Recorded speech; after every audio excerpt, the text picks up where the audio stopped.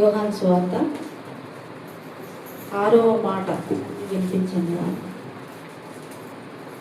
యేసు ఆ చిలక పుచ్చుకొని సమాప్తమైనదని చెప్పి తల వంచి ఆత్మను అప్పగించాడు.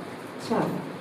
యేసు ఆ చిలకను పుచ్చుకొని సమాప్తమైనదని చెప్పి తల వంచి ఆత్మను అప్పగించెను. 6వ మాట ఏంటంటే సమాప్తమైనది. చిన్న మాట అయినప్పటికీ ఎంతో లోతైనటువంటి అర్థం కలిగినటువంటి మాట. యోహాను సువార్త 19వ అధ్యాయము 30వ వచనం. యోహాను సువార్త 19:30వ వచనం. సమాప్తమైనది. యేసు ప్రభువు ఈ లోకంలోనికి ఎందుకైతే వచ్చాడో, మీరందరూ కూడా కొంచెం కదలకుండా ఉంటే నాకు కాన్సన్ట్రేషన్ ఉంటుంది, నాకు లేకపోతే నేను ఇదైపోతాను. కనుక యేసు ప్రభు ఈ లోకానికి ఎందుకైతే వచ్చాడో ఆ విషయాన్ని అవన్నిటినీ కూడా ఆయన సమాప్తము చేశాడు. అది విజయోత్సాహంతో యేసు ప్రభు వేసినటువంటి ఒక గొప్ప స్టేట్మెంట్, ఒక మంచి స్టేట్మెంట్ ఇస్తున్నాడు. అది ఇంతవరకు మనము చూసుకున్నటువంటి విషయాలు చూస్తే తండ్రితో ఆయన 2 మాటలు మాట్లాడినాడు. తర్వాత శిష్యులతో తండ్రితో ఒక మాట మాట్లాడి 2 మాటలు మాట్లాడినట్టుగా మనం చూస్తాం. ఇది సర్వ మానవాళి కొరకు, అదేవిధంగా తండ్రి అయిన దేవునితో కూడా తను చెప్తున్నటువంటి మాట అని మనము జ్ఞాపకం చేసుకోవచ్చు. ఇది ఇంగ్లీష్లో ఉన్నటువంటి మాట ఏంటంటే ఇట్ ఈస్ ఫినిష్డ్ అని ఉంటుంది. It is finished. తెలుగులో ఏముందంటే ఇది సమాప్తమైనది అని ఉంది. ఇట్ ఈస్ ఫినిష్డ్ అంటే ఇది సమాప్తమైనది. ఏది సమాప్తమైనది అంటే తండ్రి అయితే ఏ ఉద్దేశంతో ఈ లోకానికి ఆయన పంపించాడో, తల్లి గర్భంలో ఆయనను ఈ లోకంలోనికి నడిపించాడో ఆ కార్యం అంతా కూడా, రక్షణ ప్రణాళిక అంతా కూడా ఆయన సమాప్తం చేశాడని విజయోత్సాహంతో గర్వముగా ఆయన చెప్పుకుంటున్నటువంటి మాట ఇదని మనం చూస్తూ ఉంటాం. కనుక మన జీవితాల్లో కూడా ఈ మాట నుంచి కొన్ని విషయాలు మనం జ్ఞాపకం చేసుకుందాం. కార్య ఆరంభము కంటే కార్య అంతము చాలా ప్రాముఖ్యమైనది. కనుక యేసు ప్రభు ఈ లోకంలోనికి కార్య ఆరంభం కూడా ఆయనది చాలా శ్రేష్టమైనది. ఆయన పుట్టుక చాలా శ్రేష్టమైనది. ఆయన మరణము కూడా చాలా శ్రేష్టమైనది. కనుక మన జీవితాల్లో కూడా మనము పుట్టుక, అందరము మన పుట్టుక బాగుంటుంది, ఆరంభం చాలా బాగుంటుంది.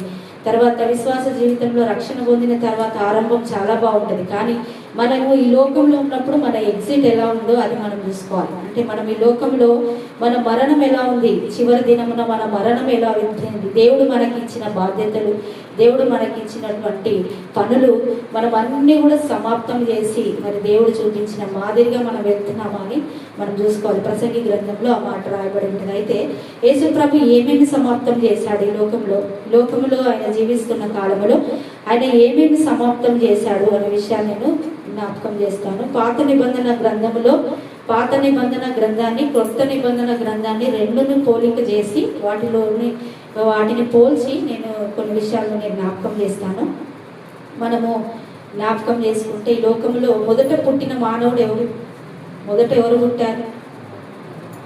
పుట్టిన వ్యక్తి కయ్యేలు. అది మొదటగా పుట్టిన వ్యక్తి ఎవరంటే కయ్యేలు. మొదట చనిపోయిన వ్యక్తి ఎవరు? మొదట హేబేలు. మొదట చనిపోయినాడు. కానీ మొదట చనిపోవాల్సింది ఎవరంటే కయ్యూను చనిపోవాలి. ఎందుకంటే తన అవిధేయతను బట్టి, తన ఒక మోసపూరితమైన హృదయాన్ని బట్టి. కానీ ఇక్కడ మనం చూస్తే హేబేలు మొదట చనిపోయినాడు. నీతిమంతుడైన హేబేలు అని ఉంటుంది. నీతిమంతుడైన హేబేలు యొక్క మరణము అని ఉంటుంది. అంటే నీతిమంతులే తొందరగా చచ్చిపోతారు, నీతిమంతులే తొందరగా చనిపోతారు అని మనం గుర్తుపెట్టుకోవాలి కదా. యాకోబుకి ఎంతమంది కుమారులు? 12 మంది కుమారులు. ఎవరు ముందు చచ్చిపోయినారు అంటే యోసేపే ముందు చనిపోయినారు. అంటే నీతిమంతులు త్వరగా చనిపోతారు. మనకంటే ముందు వెళ్తున్న వారు ఏదో తప్పు చేసి ఇదే చేసి వెళ్తున్నారని కాదు, కానీ దేవుని దృష్టికి నీతిగా కనబడుతున్నారు కాబట్టి దేవుడు వారిని తన రాజ్యంలోనికి తీసుకుని వెళ్తున్నాడు అనే విషయాన్ని మనం గుర్తుపెట్టుకోవాలి. మనం బ్రతికున్నామంటే ఇంకా మనలో సరిదిద్దుకోవాల్సినవి మనము ఇంకా చాలా ఉన్నాయి. మనకు ఈ లోకంలో మనం బ్రతుకున్నామంటే ఇంకా మనం కరెక్షన్ చేసుకోవాల్సినవి చాలా ఉన్నాయి. కనుక మనము ఈ లోకంలో ఉంటున్నాం. కనుక నీతిమంతులు అయిన వారు కొనిపోబడుతున్నారు అనే విషయాన్ని మనం గుర్తుపెట్టుకోవాలి. కనుక నీతివంతుడిగా జీవించిన, ఈ లోకంలో నీతిమంతుడిగా జీవించిన యేసు ప్రభువు కూడా ఆయన మరణించినట్టుగా మనము ఈ కొన్ని లేఖన భాగాలను మనం చూడగలుగుతాం. పాత నిబంధన అంతా కూడా కొత్త నిబంధనకి ఒక డ్రాయింగ్ లాగా కనబడుతుంది. మనకు ఒక డ్రాయింగ్ వేస్తే ఇప్పుడు ఇంజనీర్స్ ఇల్లు కడతా ఉంటారు కదా, ఇంజనీర్స్ అందరూ ఇల్లు కట్టడానికి ముందు మొదట ఒక డ్రాయింగ్ వేస్తారు, అది ఒక నమూనా వేసుకుంటారు. ఆ నమూనాను అంతా తీసుకెళ్ళి తర్వాత దాని రియాలిటీ చూపిస్తారు, అంటే కన్స్ట్రక్షన్ చూపిస్తారు. అప్పుడు మనకు నిజం కనిపిస్తుంది. అక్కడ పాత నిబంధన గ్రంథం అంతా కూడా మనకి ఎట్లా కనిపిస్తుంది అంటే యేసు ప్రభు మరణానికి ఒక డ్రాయింగ్ లాగా కనబడుతుంది. ప్రతి సన్నివేశము, ప్రతి పాత్ర, ప్రతి ఒక్క సంఘటనను మనము చదివితే అది యేసు ప్రభు యొక్క శిలువ మరణానికి చాలా దగ్గర పోలికలు మనకు కనబడుతూ ఉంటాయి. ఆది కాండములు మనం చూస్తే ఆదాము, ఇందాక కేజీ చెప్పినప్పుడు ఆదాము ద్వారా ఈ లోకంలోనికి శాపం అనేది వచ్చింది. తర్వాత రెండవ ఆదాము ద్వారా ఆ శాపం అనేది కొట్టివేయబడిందని మనం జ్ఞాపకం చేసుకుంటున్నాం. కనుక ఆదాము ద్వారా వచ్చినటువంటి ఆ శాపమును యేసు ప్రభు శిలువలో ఎలా సమాప్తం చేశాడు అనే దాన్ని నేను జ్ఞాపకం చేస్తాను. కొన్ని విషయాలు ఆది కాండము 3వ అధ్యాయము 24వ వచనంలో అక్కడ కొన్ని సంఘటనలు మనకు కనబడతాయి. అప్పుడు ఆయన ఆదామును వెళ్ళగొట్టి ఏదైనా తోటకు తూర్పు దిక్కున ఎరువులను జీవవృక్షములకు పోవు మార్గమును కాచుటకు ఇటు అటు తిరుగుచున్న ఖడ్గద్వాలను నిలవబెట్టాడు. దానికంటే పైన వచనాలు ఇక్కడ రాయబడి ఉంటాయి కదా. ఇక్కడ పైన ఆయన అతని తల మీద కొట్టును, నీవు అతని మడిమ మీద కొట్టుదు, ఆయన స్త్రీతో 16వ వచనం నుంచి మరియు నీకును స్త్రీకిని నీ సంతానమునకును ఆమె సంతానమునకు వైరము కలుగజేసేదను, అది నేను తల మీద కొట్టును, నీవు దానిని మడిమ మీద కొట్టుదు అని చెప్పాను. ఆయన స్త్రీతో నీ ప్రయాసమును నీ గర్భవేదనను నేను మిక్కిలి హెచ్చించేదను, వేదనతో పిల్లలను కందువు, నీ భర్త నెడల నీకు వాంఛ కలుగును, అతడు నీకు ఏలునని చెప్పాను. ఆయన ఆదాముతో నీవు నీ భార్య మాట విని తినవద్దని నేను నీకు ఆజ్ఞాపించిన వృక్ష ఫలములు తింటివి కనుక నీ నిమిత్తము నేల శపింపబడి ఉన్నది, ప్రయాసముతోనే నీవు బ్రతుకు దినములన్నీ దాని పంట తిందువు, అది ముళ్ళ తుప్పలను గచ్చపొదలను నీకు మొలిపించును, పొలములోని పంట తిందువు, నీవు నేలకు తిరిగి చేరు వరకు నీ ముఖము చెమట కార్చి ఆహారము తిందువు, ఏలైనగా నేల నుండి నీవు తీయబడితివి, నీవు మన్నే గనుక తిరిగి మన్నైపోదు అని చెప్పాను. చాలు. ఇక్కడ ఈ రాయబడినటువంటి ఈ కొన్ని వచనాలు మనకు 7 విషయాలు కనిపిస్తాయి. ఏడు సంఘటనలు కనిపిస్తాయి. 7 సంఘటనలను యేసు ప్రభు శిలువలో 7 విషయాలుగా 7 మాటల ద్వారా ఈ సమాప్తమైనట్టుగా మనం చూస్తూ ఉంటాం. మొదటిగా మనం చూసినట్లయితే 3వ అధ్యాయము 17వ వచనంలో ఒక రాయబడిన మాట ఏంటంటే నీ నిమిత్తము నేల శపించబడి ఉన్నది అని. అంటే ఆదాము అవ్వ తినకూడదన్న పండు తిన్న తర్వాత ఏదైనా తోటలో నుంచి వెళ్ళగొట్టిన తర్వాత దేవుడు వారిని శిక్షించినటువంటి విధానం, వారిని పనిష్మెంట్ ఇచ్చినటువంటి విధానం ఇక్కడ కనబడుతుంది. అంటే వారిని ఏ విధంగా శపించాడో వెళ్ళగొట్టాడో ఈ భాగంలో మనకు కనబడుతుంది. అయితే అంటాడు కదా, దేవుడు అంటాడు, నీ నిమిత్తం నువ్వు చేసిన పనికి నీ నిమిత్తము నేల శపించబడింది. నీవు ఆదాము అవ్వ చేసినటువంటి పాపమును బట్టి నేల శపించబడింది. శపింతము, పాపము, శాపం అనేది ఆదాము అవ్వల ద్వారా ఈ లోకంలోనికి వచ్చింది. దీని నెరవేర్పు ఎక్కడ మనకు కనబడుతుంది అంటే గలతీ పత్రిక 3వ అధ్యాయము 3వ వచనములో కనబడుతుంది. క్రీస్తు మన కొరకు శాపమైంది అని అంటారు. క్రీస్తు మన కొరకు శాపమై, ఆయన ఏ శాపము ఏ పాపము లేనటువంటి ఆయన మన కొరకు ఆయన శాపముగా ఆయన మార్చబడ్డాడు. దాని లెక్క అక్కడితో ఆయన ముగించినాడని మనం దేవుని వాక్యంలో మనం చూడగలుగుతాం కదా. గలతీ 3వ వచనంలో మనకు కనబడుతుంది. క్రీస్తు మన కొరకు శాపమైనాడు. ఆయన ఏ అన్యాయం చేయలేదు, ఏ తప్పు చేయలేదు. కానీ నీ నా శాపము కొరకు ఈ నేల శపించబడింది. ఈ నేల శపితమైన ఈ నేల కొరకు ఆయన శాపమైనట్టుగా మనం దేవుని వాక్యంలో మనం చూస్తూ ఉంటాం. తర్వాత రెండవదిగా మనం చూస్తే 18వ వచనం, అదే ఆది కాండము 3:18వ వచనంలో చూస్తే చెమట కార్చెదవు నీవు. 18వ వచనంలో రాయబడి ఉంటుంది ఏంటంటే నీవు చెమటను కార్చెదవు అని. అంటే నువ్వు బ్రతుకు దినంలోనే చెమట కార్చి కష్టపడతావు, నువ్వు కష్టపడి పని చేస్తావు, నీ ఒంట్లో నుంచి చెమట కారుతుంది అని దేవుడు ఆదాముతో అన్నాడు. ఇది ఎక్కడ సమాప్తము చేసినాడు యేసు ప్రభు అంటే గెత్సెమనే తోటలో మనం చూడగలుగుతాం. గెత్సెమనే తోటలో లూకాసు వార్త 22వ అధ్యాయము 44వ వచనంలో చూస్తే యేసు ప్రభు ప్రార్థన చేస్తున్నప్పుడు ఆయన చెమట కార్చాడు. అక్కడ ఆయన చెమట రక్త బిందువులు అయిందని అక్కడ రాయబడ్డట్టుగా మనం చూస్తామట. అంటే యేసు ప్రభువు అక్కడ చెమట కార్చాడు. మనము ఇప్పుడు మా సర్వ మానవాళి మీద ఉన్నటువంటి శాపము ఆ చెమట రక్త బిందువు వలె అయింది కదా, ఆ రక్తపు బిందువు ఆ చెమటను శుభ్రపరిచింది. అక్కడితో లెక్క సమాప్తం చేసినాడు యేసు ప్రభు అని మనం ఇక్కడ ఈ విధంగా పోల్చుకోవచ్చు. కనుక యేసు ప్రభువు ఆ గెత్సెమనీ తోటలో తన చెమట రక్త బిందువు అయ్యే విధంగా ఆయన కన్నీటి ప్రార్థన చేసినట్టుగా మనం వాక్యంలో మనం చూడగలుగుతాం. మూడవదిగా మనం చూస్తే ఆదికాండము 3వ అధ్యాయము 18వ వచనంలో మూడో విషయం ఉంటుంది. ఏంటంటే ముళ్ళ పొదలు గచ్చ పొదలను నేను నీకు మొలిపించేదను అని అక్కడ రాబడింది. ముళ్ళ పొదలను గచ్చ పొదలను నీకు మొలిపించేదను అని ఉంటుంది. ఈ విషయం ఎక్కడ రాయబడింది అంటే నూతన నిబంధన గ్రంథంలో మనం చూసినట్లయితే యోహాను సువార్త 19, మీరు రెఫరెన్స్ రాసుకొని మీరు తర్వాత చూసుకోండి, మనకు సమయం లేదు కాబట్టి. 19వ అధ్యాయము 2వ వచనంలో ఉంటుంది ఏంటంటే ముళ్ళ కిరీటమును అల్లి ఆయన శిరస్సు మీద ఉంచారు. ముళ్ళ కిరీటం, గచ్చ పొదలు ముళ్ళ తొప్పలు నీకు మొలిపింపజేస్తానని ఆదామును శపించాడు దేవుడు. కనుక శపితం అయిపోయింది. కానీ ముళ్ళ పొదలు గచ్చ పొదలు మొలచాల్సిన మన జీవితాలను, అలాంటి కీడులు, అలాంటి శోధనలు అవన్నీ అనుభవించాల్సిన మన కొరకు యేసు ప్రభువు ముళ్ళ కిరీటమును అల్లి ఆయన శిరస్సు మీద ఉంచబడింది. అంటే ఆయన మన యొక్క భారమును, శాపమును, కీడును అంతటిని కూడా ఆయన తన తల మీద ఉంచుకున్నాడు అనే విషయాన్ని మనము గుర్తుపెట్టుకోవాలి. కనుక ఈ విషయాన్ని ఇక్కడ జ్ఞాపకం చేస్తూ ఉంటున్నాం. తర్వాత 4వదిగా మనం చూసినట్లయితే ఆదికాండము 3:15లో చూస్తే అతని తల మీద నిన్ను కొట్టును అని ఇక్కడ రాయబడింది. తల మీద నిన్ను కొట్టును, అది నిన్ను మడమ మీద కొట్టును. అది నిన్ను తల మీద కొట్టును, నీవు దాన్ని మడమ మీద కొట్టును. నిన్ను తల మీద కొట్టుదు అనేటువంటి ఈ లేఖనం ఇక్కడ నిలబెడబడుతుంది యేసు ప్రభువు సిలువలో అనంటే మనము యెషయా గ్రంథం 53లో మనం చదువుకున్నాం కదా ఇందాక. యెషయా గ్రంథం 53లో మనం చదువుకుంటే అతనికి ఏ స్వరూపమైనను సొగసైనను లేకపోయేను, మనం అతని చూచి అపేక్షించినట్లు అతని యందు ఏ స్వరూపము లేదు. అతని తృణీకరించిన వాడాయను, మనుషులు విసర్జించిన వాడు వ్యసనాక్రాంతుడుగాను, మనుషులు చూడనొల్లని వాడుగాను అయిపోయినాడు. అంటే యేసు ప్రభువును తల మీద కొట్టారు, ముఖం మీద గుద్దారు. అంటే మనుషులు నేను తల మీద ముఖం మీద కొట్టును అనే దానికి నేను ఈ లేఖనం నేను చూపిస్తున్నాను. అంటే స్వరూపమైన ముఖమంతా చిట్లిపోయే విధంగా ఆయన తల మీద కొట్టారు, ఆయన ముఖం మీద కొట్టారు. మనం ఎవ్వరము కూడా చూడనొల్లని వారంగా ఈ రోజున మనము స్టేటస్లలో పెట్టుకుంటే ఆ చిత్రాలే చూడలేకపోతున్నాం. కొన్నిసార్లు కళ్ళు మూసుకుంటాం అవన్నీ వచ్చినప్పుడు. కానీ అక్కడ రియాలిటీగా మనం చూస్తే గనక ఆయన ముఖం అంతా అసలు ముఖం మీద చర్మమే లేకుండా ఆయన విధంగా పిడిగుద్దులు గుద్దబడ్డాడు. ఆయన గడ్డమంతా పెరిగి వేయబడింది, ఉమ్ము వేశారు ఆయన ముఖం మీద, చూడనొల్లని వాడిగా అయిపోయినాడు. కనుక ఆ విధంగా ఆయన ముఖం మీద కొట్టారనే విషయాన్ని జ్ఞాపకం చేస్తూ ఉంటున్నాను. తర్వాత అది నిన్ను ఆ తల మీద కొట్టును అన్నది ఇంకొక విషయం కదా. అది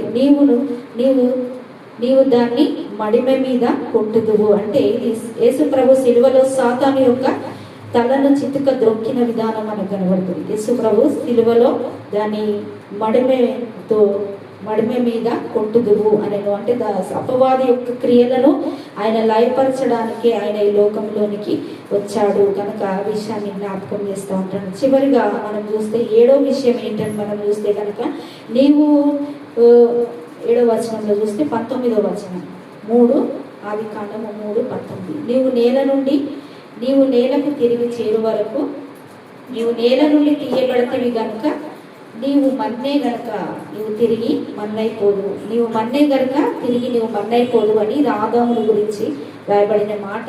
కానీ ఇది ఈ లేఖన భాగం మనం చూస్తే కీర్తనల్లో మనం చూస్తే కీర్తనలు 22 అధ్యాయంలో మనం చూస్తే అక్కడ యేసు ప్రభు ప్రవచనం గురించి మాట్లాడుతుంది కదా. నా నాలుక ఎండిపోయి పెళ్ళు చింకవలే అయింది, నీవు నన్ను ప్రేతల భూమిలో నన్ను పడవేసి ఉన్నావు అంటాడు.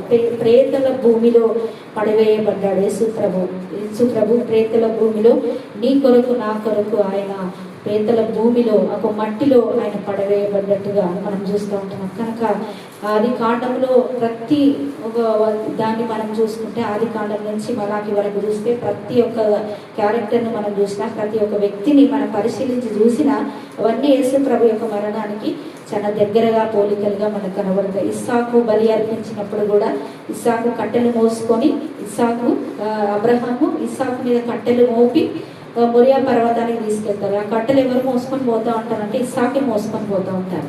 కనుక ఇక్కడ యేసు ప్రభువును మనం దాన్ని సాదృశ్యంగా తీసుకొని ఉంటే గొల్గొతా కొండకు యేసు ప్రభే సిలువను ఎత్తుకొని వెళ్ళినట్టుగా మనం చూస్తూ ఉంటాం. ఇవన్నీ పోలికలు కనుక ఇవన్నీ కూడా మనకు కనబడుతుంది. ఇదంతా ఒక డ్రాయింగ్ లాగా కనబడుతుంది పాత నిబంధన గ్రంథం. నూతన నిబంధన అంతా కూడా అదొక రియాలిటీ లాగా కనబడుతుంది, ఒక ప్రత్యక్షత. ఆయన ప్రత్యక్ష పరచబడ్డాడు, అది నిజంగా జరిగినది అని మనకు ప్రత్యక్ష పరచబడింది. తర్వాత ఆయన ఇంకా ఎందుకు వచ్చాడు ఈ లోకంలోని కంటే యోహాను సువార్తలో మనం చూస్తే ఇంకా ఏమి సమాప్తం చేసినాడు ఈ లోకంలోని కంటే, నేను గొర్రెలకు జీవంను ఇవ్వడానికి నేను వచ్చాను, నేను గొర్రెలకు జీవం ఇవ్వడానికి వచ్చాను, నేను నా గొర్రెల కొరకు ప్రాణం పెట్టడానికి వచ్చాను, నేను గొర్రెలకు మంచి కాపరిని అన్నాడు. అంటే గొర్రెలకు అయినటువంటి జీవాన్ని, సమృద్ధి జీవాన్ని ఆయన ఇవ్వడానికి వచ్చాడు. ఆయన ఈ లోకంలో అది ఇచ్చాడు. తర్వాత మనం చూస్తున్నట్లయితే ఆయన ఈ లోకంలోకి మనుష్య కుమారుడిగా వచ్చాడు. పరిచారం చేయించుకోవడానికి రాలేదు, కానీ ఆయన పరిచారం చేయడానికి ఈ లోకంలోనికి వచ్చినాడు. తర్వాత మనం చూసినట్లయితే అపవాది యొక్క క్రియలన్నిటిని లయపరచడానికి ఈ లోకంలోనికి ఆయన వచ్చాడు.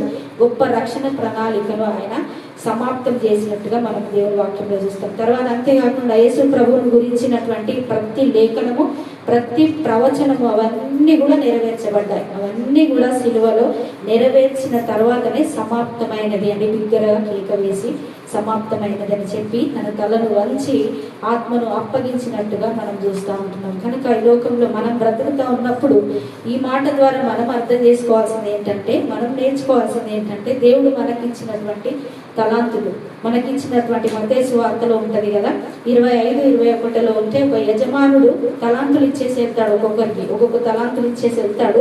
దూరదేశం వెళ్ళిన తర్వాత మళ్ళీ వస్తాడు. వచ్చిన తర్వాత కొంతమంది ఏం చేస్తారు, దాన్ని వాడతారు, కొంతమంది వాడలేదు అన్నట్టుగా ఆ లేఖన భాగంలో మనం చూడగలుగుతాం. కనుక ఈ లోకంలో దేవుడు మనకి ఇచ్చిన తలాంతులు, వరాలను, అవన్నిటిని మనం ఏం చేయాలంటే ప్రభు కొరకు వాడాలి. మనము దేవుడు మనకు అప్పగించిన బాధ్యతలన్నిటినీ, లోక సంబంధమైన ఆత్మ సంబంధమైన ఏ బాధ్యత దేవుడు మనకు అప్పగించినా అవన్నీ సంపూర్తి చేసిన వారంగా ఉండాలి. అది విశ్వాసం, ఒక జీవితం కదా. పౌలు గారు అంటారు కదా, మంచి పోరాటము నేను పోరాడి తిని, నా పరుగును నేను కడముట్టించి తిని అంట. నా కొరకు నీతి కిరీటం ఉంచబడి ఉంది. అలాంటి మంచి పోరాటము కలిగినటువంటి విశ్వాస జీవితముగా మనము ఉండాలి. ఒక రోజున ఈ లోకాన్ని మనం విడిచి వెళ్ళిపోతాం. కనుక ఒక గురి లేని విశ్వాసము, గురి లేని ఒక గుడ్డి బ్రతుకులాగా బ్రతకొద్దు. మనం ఒక గురి కలిగినటువంటి జీవితంగా ఉండాలి కదా. పుట్టామా, బ్రతికామా, చచ్చిపోయామా అన్నట్టుగా కాకుండా మనం దేవుడు మనకి ఏదైతే ఇచ్చాడో అవన్నిటిని సంపూర్తి చేయాలి కదా. లోకంలో చూస్తే చాలా మంది ఏది సంపూర్తి చేయకుండానే చనిపోతూ ఉంటారు కదా. సంపూర్తి చేయకుండానే చచ్చిపోతారు. పిల్లల పెళ్లిళ్ళు చేయాలనుకుంటారు కదా, పెళ్లిళ్ళు కాకుండానే చూడకుండానే చనిపోయిన వారు ఉంటారు. ఇల్లు కట్టుకోవాలనుకుంటారు, ఇల్లు కట్టకుండానే చచ్చిపోతారు. లేకపోతే ఒక మంచి ఉద్యోగం సంపాదించుకోవాలనుకుంటారు, కనుక ఆ ఉద్యోగం రాకముందే కూడా చనిపోయినటువంటి పరిస్థితులు ఏర్పడతాయి. కనుక ఈ లోకంలో ఏ మానవుడు చూసినా హేబేలు మరణం నుంచి కదా ఈ రోజు వరకు ఎంతో మంది మరణించినారు.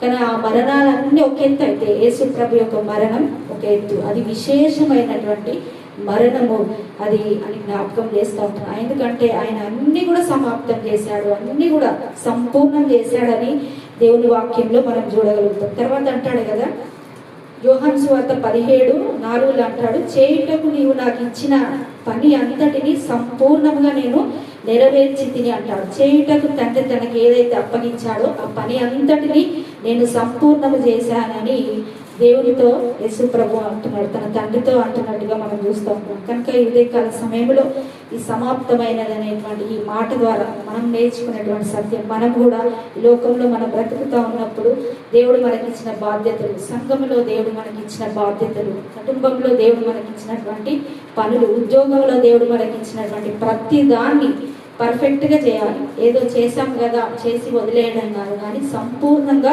మనము దేవుని సన్నిధిలో మనం చేసి ఒక రోజున బల నమ్మకమైన మంచి దాసుడా, ఒక బల నమ్మకమైన మంచి దాసురాలా అని అనిపించుకోవాలి. ఒక రోజున దేవుని సన్నిధిలో మనం నిలబడ్డప్పుడు కనుక ఒక రోజున మనందరం ఆయన ఎదుట నిలబడతాం.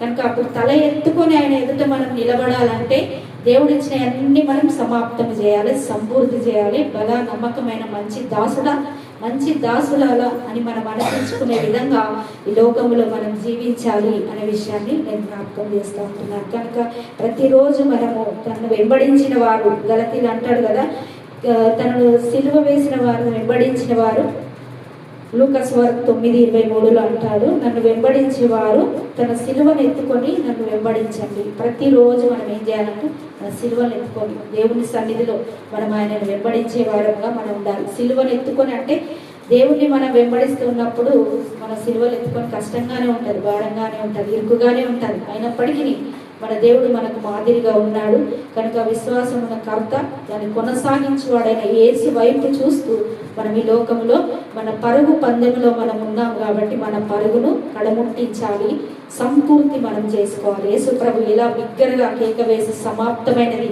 ఇది సమాప్తమైనది అనే విధంగా అన్నాడు.